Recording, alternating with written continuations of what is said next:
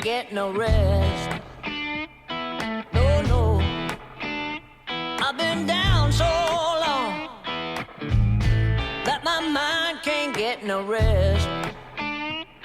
No, no, this ain't easy, darling, 'cause the devil's on my trail.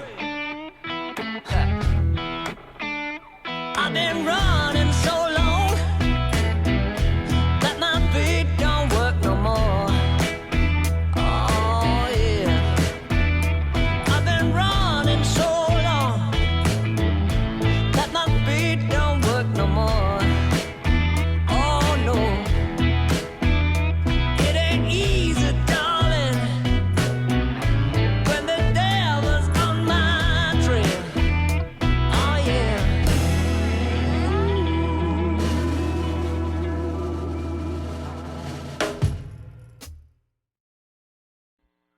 Welcome to another edition of 6 Feet Apart with Sean and TJ. We're here, as always, at Felix E. Martin Jr. Hall. We want to say special thanks today to our sponsors, First Kentucky, Kentucky Utilities, Muhlenberg County Tourism, Pulse Pharmacy Care, and State Representative Melinda Gibbons-Prunty. We're here with Central City Tourism Executive Director, Dr. Freddie Mays. Welcome, Dr. Mays. So glad to be here. Thank you. How you doing? So far, so good. You guys be nice to me now. No promises, but we'll. Right. No lives have been lost yet. No major casualties that I'm aware of. All right. Real quick, I just want to say if there's people that you'd like to hear from on 6 Feet Apart, reach out to us at info@felixmartinhall.org, and we'll do what we can. We've got a lot of guests lined up for the next few weeks for shooting, and we look forward to sharing that information with the community. So once again, welcome, Freddie, and tell us a little bit what's going on in your world. Actually, about like everybody else, we're day to day. We are trying to make plans for where we'd like to be, at the same time recognizing that things change on a daily basis, weekly basis, monthly basis. And so we have had to make a decision about our season. We postponed that as long as we could, but with all things that were involved and with so much uncertainty there, the commission voted last week, we would simply postpone all of this year's activities into next year. So we had a great lineup. We're doing some new things down in Luray Park this year. We were doing our standard festivals with Rods and Ribs, and then also with cruising. And we had a great closing concert planned, that sort of thing. So all those dates are locked in, or excuse me, all those activities are locked in. We're just going to push them back a year. So we appreciate the support we've gotten, from our sponsors. They've been very understanding about what our situation is, willing to stick with us to help us to be able to push into next year. And so we hope that we're going to be able to recover and even do something maybe in the fall, depending upon circumstances surrounding the pandemic. But if we can't get things going this year, we got a great lineup for next year, and it's pre-planned and prepaid and ready to do. I think that's a pretty common Theme occurrence around around the area, around the world even, is Right. Pretty much everything that we plan for this year, we'll see you next year. Next year, yes. And get some time to plan and add some extra things. One of my goals has been this. We are fortunate that we have the Luray Park and Amphitheater. It's such a nice facility, a nice venue. And my goal is to have that used on a regular basis. There's been significant investment in the facility on part of the city and some other partners to help make that happen. We want to certainly show our gratitude for their support of, their confidence in the city. And so we're happy that they are, we're still willing to understand where we are and to help us out next year. And we're going to have a great, I think, schedule for next year. All things we planned for this year, plus a few extras. Sounds great. We like to let our audience get a little closer than 6 feet to our guests. We call that bridging the gap. So you've been tourism director now for about 5 years. 5 Yeah, years. it's interesting. Just of course, this is my home community. I was born and raised here. I was 4 years in Nashville in school, then 4 years in Birmingham in school, and back home. 38 years as an optometrist, in our community, but being involved in a lot of different things at that point. I've always been kind of community minded. This community has been great to me. So an opportunity to give back, I've looked for those opportunities and have been fortunate to serve in a number of different capacities. And it was really funny, after I decided it was time to back away from optometry, my son Tyler came in with me.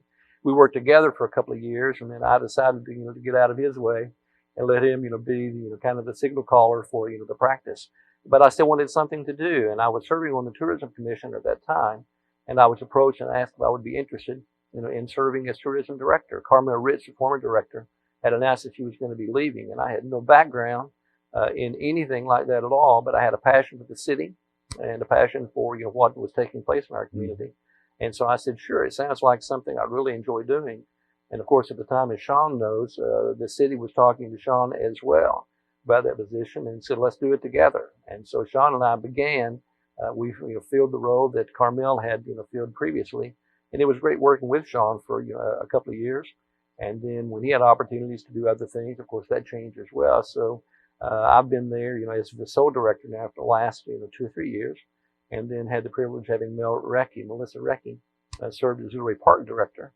And so we've been working together for the last year or so in order to kind of create tourism events and activities in our community. So it's been really good for me.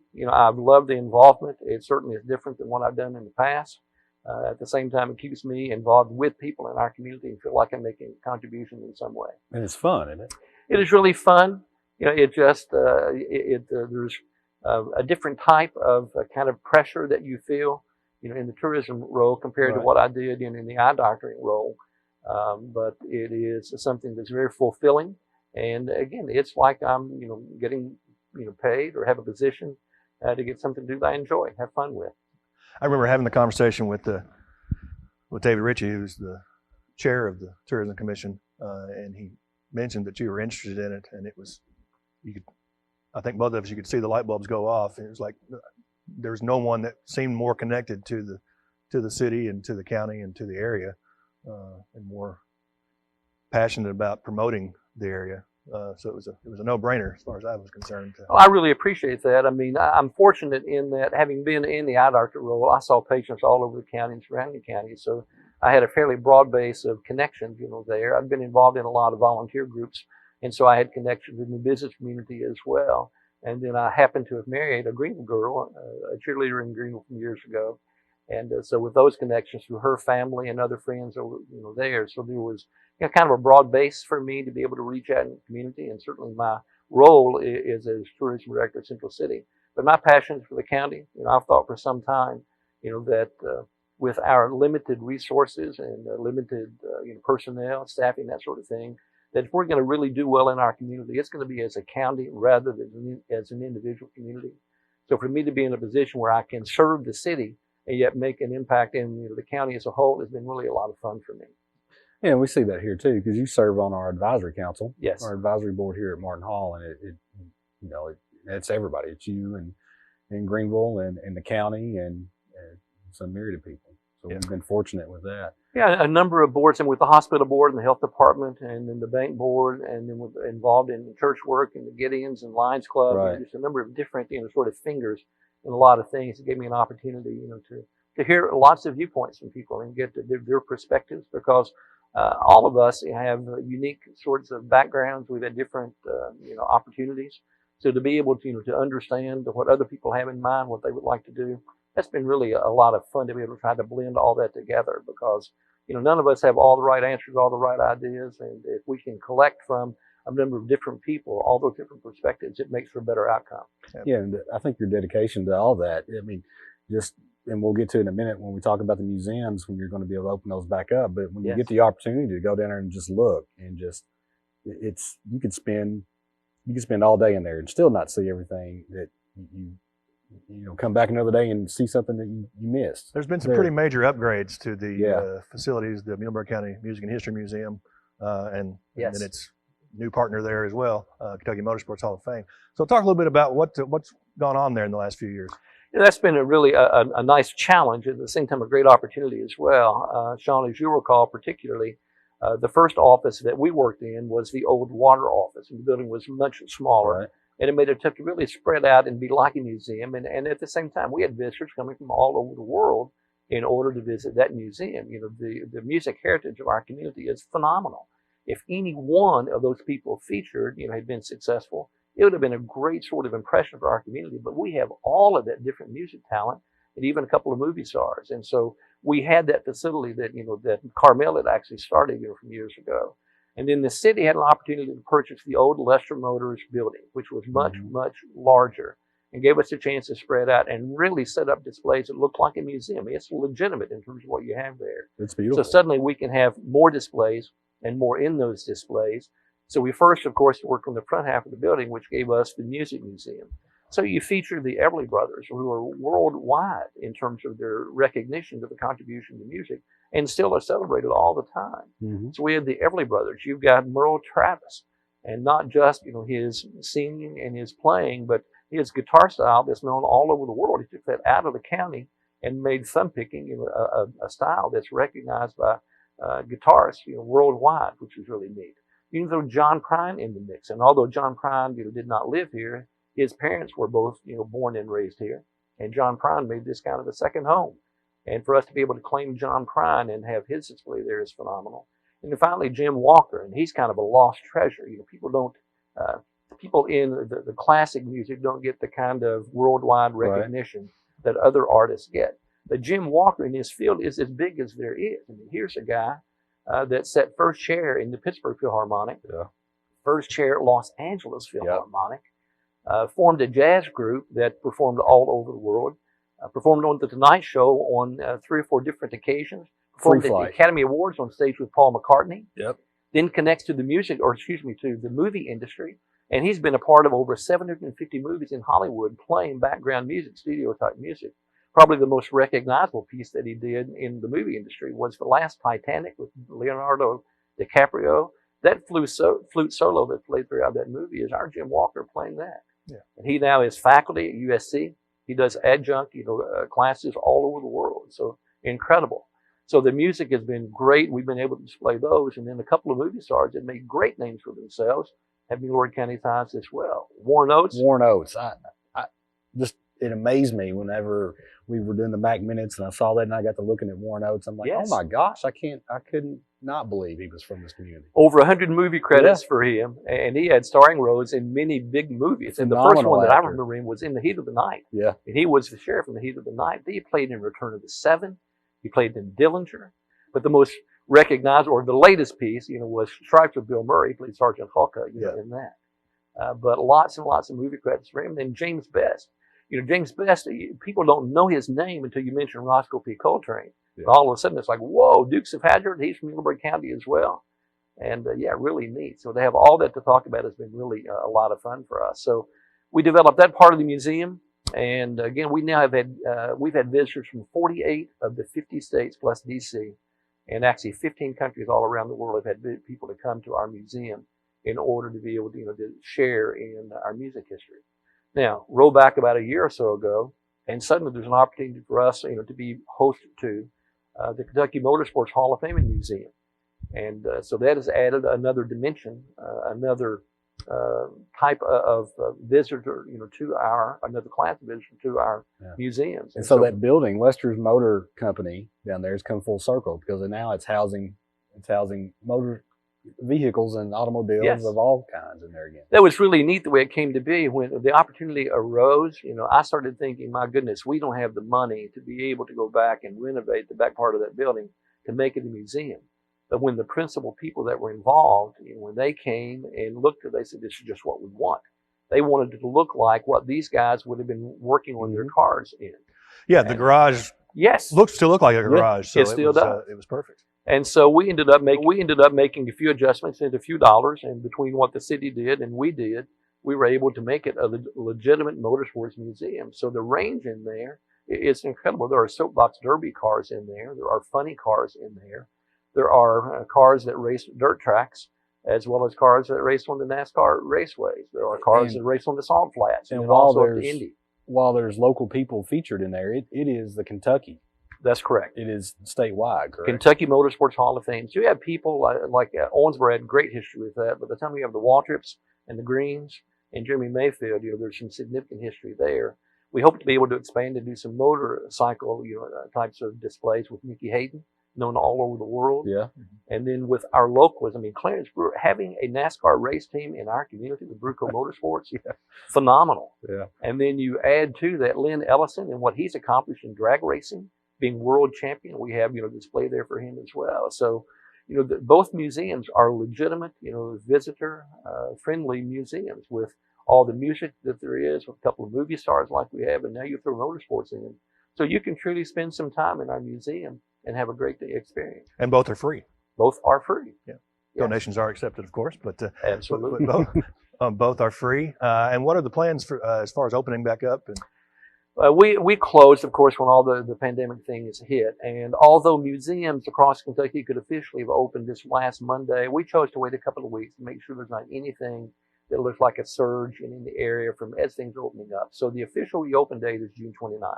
Monday, June 29. Both museums will be open regular hours.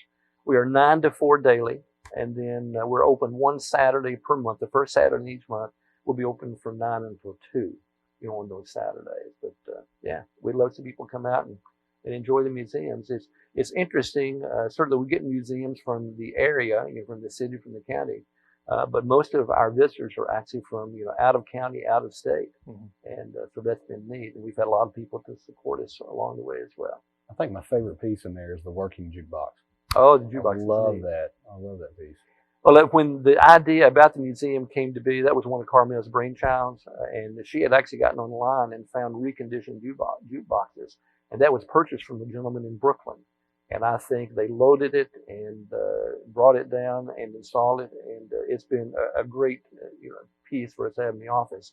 I'm particularly interested when young folks come in, they've never seen a jukebox, and they go over and push a button and watch it work.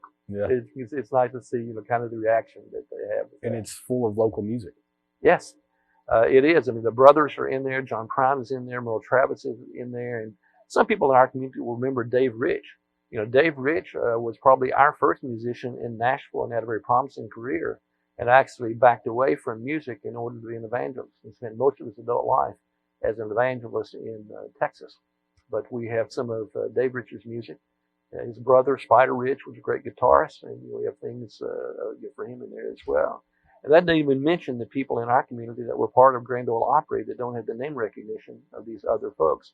I mean, people like Royce Morgan, yeah, and people like Bill Harlan, people like Joe Hudson.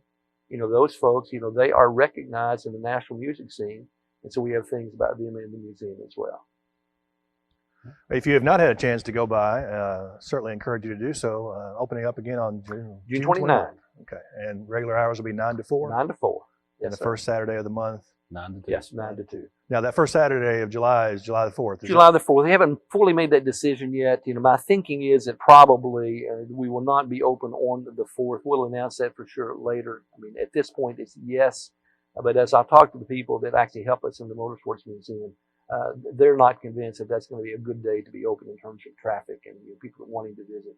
That's so much a family day with picnics and those types of activities. I'm not sure we'll be open on July the 4th. We'll be back in just a second with more from Dr. Freddie Mays, Executive Director at Central City Tourism.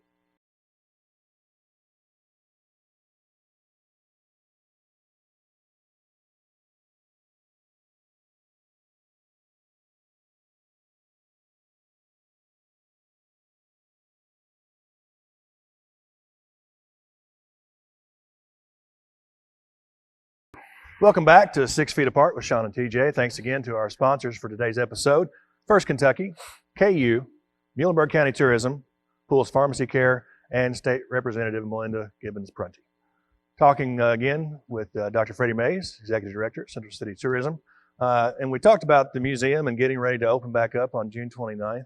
And all the artists that are featured there, but one of the big displays that covers a good portion of the side wall is the homecoming years, yes. The Everly Brothers concerts that took place for 15 years.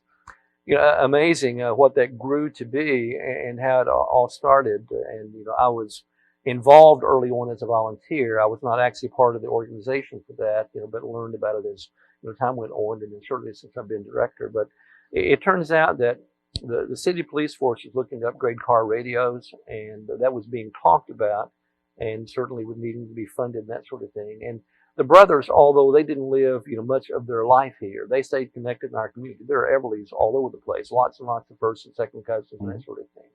So when the brothers became aware of the fact that, that was being done, they wanted to give back to the community and volunteered to cover the funding for that. Really? That led to communication, kind of some a conversation back and forth between, our local leadership as well as the brothers and their management team about coming and doing a homecoming event. So it was planned for like August of '88. and to do a single event. And it was a phenomenal event. And that very first, time that they came back, there was a parade, which was really neat. There was a family reunion for the brothers out at the country club, and then they closed with a concert then on Saturday night. Their very first concert held out of the elementary school. People brought in lawn chairs, brought in stage, brought in sound, took out fencing, that sort of thing. We had over 5,000 people for the first event. It was such a great, great thing to be a part of. It's like, we need to do this again. Well, doing it again turned out to be 15 years worth, of concerts. Mm-hmm. And at its peak, there were crowds estimated at 30,000, probably more like 20,000 people that were there. Well, that whole hillside was covered. It was covered. It was covered shoulder to shoulder, lawn chair to lawn chair. It was great. And we had over 300 volunteers in the community to help put that on. Everybody did something. The first year I sold programs. Beyond that, I was involved in hospitality backstage. You had people cooking, people vending, and people ushering, and people doing security. We had all sorts of volunteers to make that happen. And it was something for us to be able to pull off was really phenomenal. It was the time when we didn't have parking for everybody, so we parked in fields, and we used school buses to bus people out to the concert site. And we had people lining up like at 7 o'clock in the morning for a concert that was not going to start until 5 in the afternoon, just to be there all day long. I mean, we had great, great recognition for our community because of that. There was even talk about actually HBO filming one of those concerts. That never happened. But great artists that came to our community during that time. When you look at the display that Sean had mentioned, I mean, there's a virtual who's who of the entertainment industry that's there. We had people that were up and comers that were big. I mean, I think of Billy Ray Cyrus was one of those. Keith Urban was one of those. And then people that were standards like Chet Atkins was here. Tammy Wynette was here. John Hartford was here. Bo Diddley. Bo Diddley was here. John Prine was here. John Prine was a Multiple regular. times, He was probably here half the concerts. Which is where I became a huge John Prine fan Yes. because I was in elementary school at the time, Yes. and Mom worked there, so we always got choice seats. We would, leave and we could split blankets out down close to the stage. Right. And I just remember Dad when he got there off work, and John Prine's on stage. He's after every song John did, he's screaming. Dear Abby at the top of his lungs, trying to get him to play it. Well, finally he played it, and I thought, that's really cool. And that's when I started really listening to John Prine and became a huge fan. Well, that's one of my favorite parts was, and typically when John Prine was here, he would be on stage with the brothers, and they would sing Paradise to close out, the concerts. Yeah. And usually had fireworks behind, which was great. I guess my favorite concert was about year 3. The first or second time we had the Headhunters. Yeah. When you had Headhunters and the brothers and John Prine, I mean, it was simply electric, the atmosphere that was there. Yeah. And a lot of fun for those years. And so we have a plaque in the museum that actually lists each year the people that were the artists, for that year. And I remember one name I didn't mention before, but Sawyer Brown, Dwayne Eddy was here. Just some people that had really significant roots in music. They'd been established, and others that were up and comers that we learned about later. I mean, it was really a nice achievement for our community to be able to pull that off. So that was really a lot of fun, a lot of work. My goodness, that thing started. We did a full week of festival activities. So it would start like midweek, and you weren't through into the wee hours on Saturday. And it was the kind of thing where, although you couldn't wait to do it. Right, and it was on the baseball fields behind the school, so all the fencing and everything Yes. had to be taken down, and Yes, it was an undertaking. it was indeed. I can remember working stage crew for years and getting there at 7 o'clock on Saturday morning and leaving at 3 o'clock on Sunday Yes. morning. Yeah. Just dragging out of there, but next year doing it again. I guess it prepared me for working touring shows here. Right, yeah. Yeah, you couldn't wait to do it, and you were going to be worn out. And Yeah. just the weather was incredibly kind to us. It was very hot at times. You'd leave wringing wet. Your shirts you'd sweated through and that sort of thing. But it never rained. It never rained us out. Now, credit was given for that to Brother Ted. Ted Everly is first cousin to Brother. And his main role, besides being the connection to get them here, his main role was to pray for good weather, and he did it well. Yeah. Right. That's pretty good.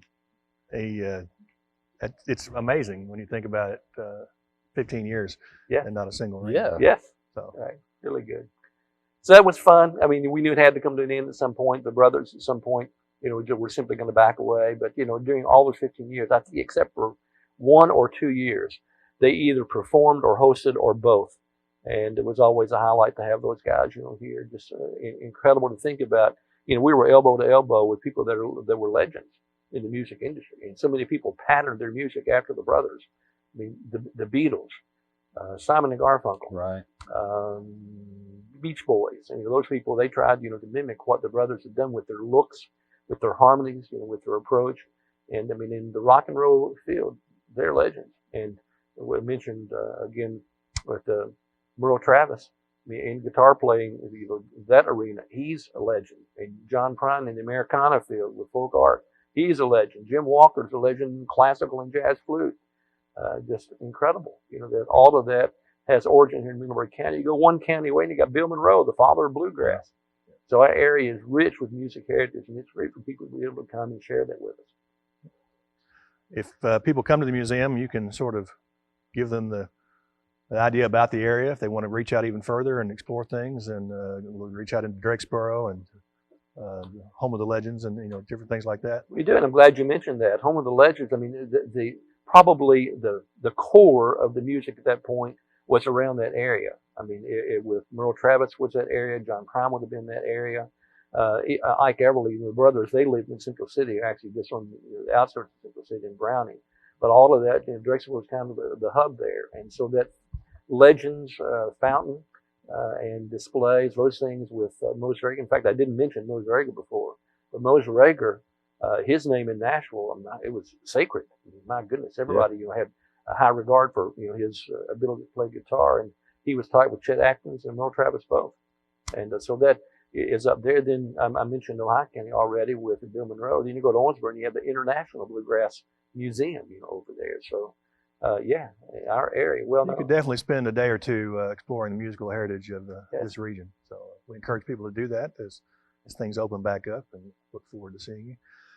You mentioned earlier some of the different hats that you wear, and there's a multitude of them. Yeah. But one of the things that I wanted to touch on today, we had Jerry Hancock on as a guest. Yes. And I know you work with Jerry as part of for the Muhlenberg County Athletic Hall of Fame. We'll talk a little bit about your association with that. And this was one that's fun to be a part of as well. I mean, Central City's basketball tradition is something I'm very proud to have been a part of, and my brothers and everybody in my family was connected at some point. So we grew up in sports. I mean, back when we were kids, it was basketball and baseball and a little else at that point. We had great athletes, and not just in Central City, but all across the county. So we've had people that had great success, like within the county and beyond the county, to college careers, and then even professional careers, and involved in a lot of different ways. And so it's been really fun to go back and acknowledge those and recognize those people and give them credit for what their accomplishments were. The idea of doing a Hall of Fame was talked about a long time ago, but people were fearful to start it, like, who are you going to leave out? You can't put everybody in. And so you don't want to be offensive, you don't want to be negligent, that sort of thing.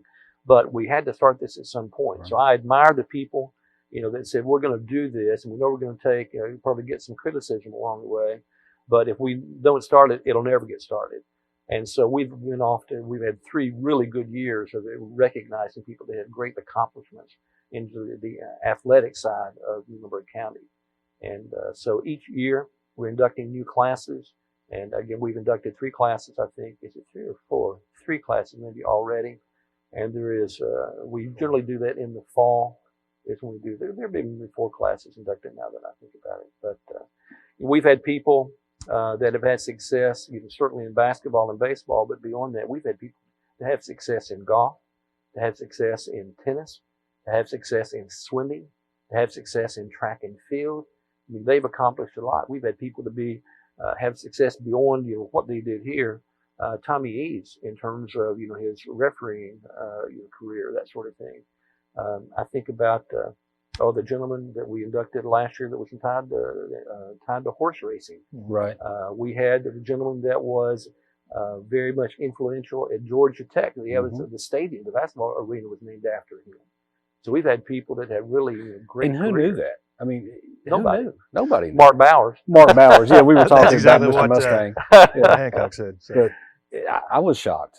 I'm shocked every year. I'm like, really? That person did this, and they're from this county? Absolutely. And Mark, and he researches that stuff for us and shares it with us, which is all really very, very nice. But the diversity of people that have been involved in all sorts of sports activities has been really a great thing for us to enjoy. I mean, when we get together to meet, we end up just telling stories for a little while. So it's fun just to kind of hear all those. Yeah. Going back and finding, and that's something that Jerry mentioned was you feel sort of responsible to go back and find the people prior to your eras that maybe people have forgotten about, or you know, athletics didn't just start here in Milburn County in the 1960s or 70s. You know, going back to the early 1900s and finding those folks along the way who helped pave the way for future generations. It really will. And, you know, the hope is it will do this. I mean, certainly athletics is not what high school is about, but it's a significant part, just like the other extracurricular things are important with band, with drama, with all those things you do.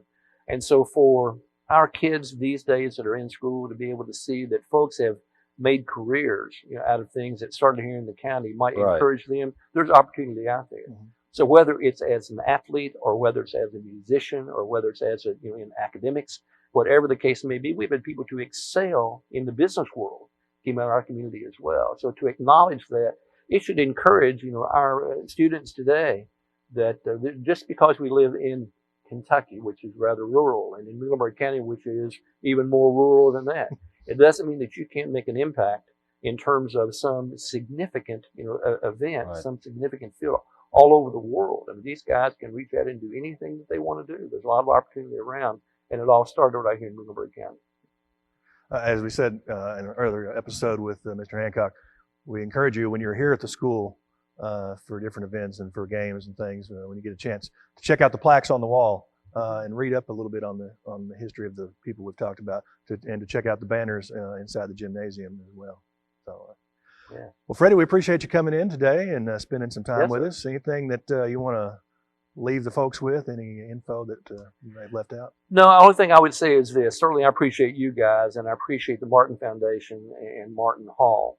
You know, this was something missing in our community. And although the idea to celebrate the arts, you know, started back years ago with MCTI, that was kind of our first, you know, opportunity to be able to do that. That has grown and grown. And we've given our kids an opportunity, you know, to be a part of this as well. So for us to have this facility in our community, and when people come and visit here, they rave about the quality of this facility. And for you guys to keep that going, and for you to be able to, you know, give us the kind of, you know, different entertainment that you bring into our community, I really appreciate that.